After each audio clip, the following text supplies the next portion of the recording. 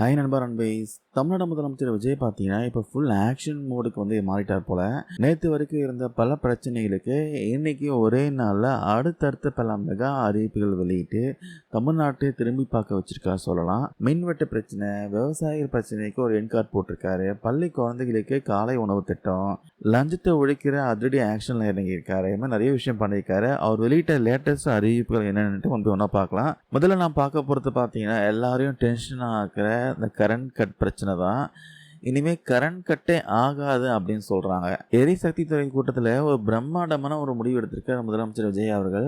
தமிழ்நாட்டில் மின்வெட்டே இருக்கக்கூடாதுன்றதுக்காக சுமார் 15,32,000 கோடி ரூபாய் செலவில் 231 புதிய துணை மின் நிலையங்கள் சப்ஸ்டேஷன் உடனே அமைக்க சொல்லி ஆர்டர் போட்டிருக்காங்க. அது மட்டும் இல்லாமல் ஆள் பற்றாக்குறையை தீர்க்க 15,052 புது மின் பணியாளர்களை எந்த ஒரு குளறுபடியும் இல்லாமல் முறையாக வேலைக்கு எடுக்க சொல்லி உத்தரவு போட்டிருக்காரு. மின் விநியோகம் செய்கிற தளவாட பொருட்கள்லாம் உடனே வாங்கணும். பணியாளர்கள்லாம் தொடர்ந்து ரோந்து பணியில் ஈடுபட்டு மின் விபத்துகளை தடுக்கணுன்ட்டு அதிகாரிகளுக்கு ரொம்ப ஸ்ட்ராங்காக உத்தரவு போட்டிருக்காரு. ஸோ இனிமேல் நமக்கு தடையெல்லாம் மின்சாரம் கன்ஃபார்ம் ஆகிருக்கு.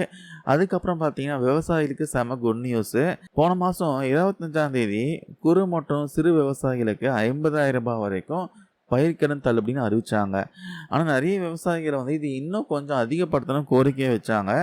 இதை ஏற்றுக்கிட்டு முதலமைச்சர் விஜய் அவர்கள் ஜூன் 15ஆம் தேதி நடந்த உயர்மட்ட கூட்டத்தில் இந்த வரம்பை பார்த்தீங்கன்னா 75,000 ரூபாயை உயர்த்தி அறிவிச்சிருக்காரு. இது எப்படி செயல்படும்னா, மே 1, 2025 பிப்ரவரி 28, 2025 நீங்கள் 75,000 ரூபாய்க்கு வரைக்கும் பயிர்க்கடன் வாங்கியிருந்தா அது 100% முழுசாக பார்த்தீங்கன்னா தள்ளுபடி செய்யப்படும். ஒருவேளை நீங்கள் 75,000 ரூபாய்க்கு மேலே கடன் வாங்கியிருந்தா உங்களுக்கு குறைஞ்சபட்சம் 35,000 ரூபாய் வரைக்கும் தள்ளுபடி கிடைக்கும்.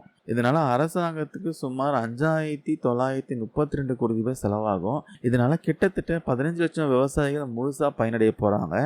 குறிப்பாக 8.5 லட்சம் குறு விவசாயிகள், அப்புறம் 5.5 லட்சம் சிறு விவசாயிகள், 93,000 பேர் விவசாயிகள்ன்ட்டு பக்காவாக பார்த்தீங்கன்னா டேட்டாவோட இந்த அரசாணை ரிலீஸ் பண்ணியிருக்காங்க.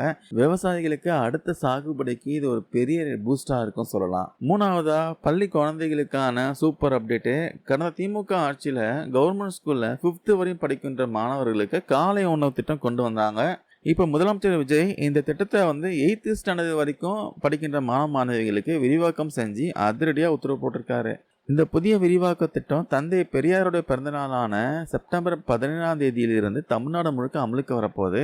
இதனால் ஏழை எளிய மாணவிகள், வேலைக்கு போகிற பேரண்ட்ஸ் எல்லாம் ரொம்பவே நிம்மதி அடைஞ்சிருக்கான்னு சொல்லலாம். கடைசியாக ப்ரைவேட் ஸ்கூலுக்கு செம்ம ஹாப்பி நியூஸு. இனிமேல் எந்த ஒரு அரசியல்வாதிக்கும் ஒரு பைசா கூட நீங்கள் லஞ்சம் தர வேணான்ட்டு பள்ளி கல்வித்துறை அமைச்சர் ஓப்பனாக சொல்லிட்டாரு. பிரைவேட் ஸ்கூலில் தங்களுடைய தொடர் அங்கீகாரம், ரெகக்னேஷன் மற்றும் தடையில்லா சான்று வாங்குறதுக்கு ஜூலை 1ஆம் தேதியிலிருந்து எல்லாமே ஆன்லைன் முறைக்கு மாற்றப்பட இருக்கு. இதனால இனி இடைத்தரகரோ அரசியல்வாதியோ ஸ்கூல் நிர்வாகத்துக்கிட்ட காசு பிடுங்க முடியாது. கல்வித்துறையில் ஊழலை ஒழிக்க வச்சிருக்க இந்த செக்மேட்டை எல்லாரும் பார்த்தீங்கன்னா பயங்கரமாக பாராட்டி வராங்க. ஸோ மக்களே, கரண்ட் பிரச்சனைக்கு தீர்வு, விவசாயிகளுக்கு தீர்வு, 8th ஸ்டாண்டர்ட் வரைக்கும் படிக்கும் மாணவிகளுக்கு காலை உணவு திட்டம், ஆன்லைனில் பர்மிஷன், முதலமைச்சர் விஜயோடைய இந்த 5 அதிரடி திட்டங்கள் பற்றி நீங்கள் என்ன நினைக்கிறீங்க? மறக்காமல் கீழே கமெண்ட்ஸில் உங்கள் கருத்துக்களை பதிவு பண்ணுங்கள். தேங்க்யூ நண்பர் அன்பீஸ்.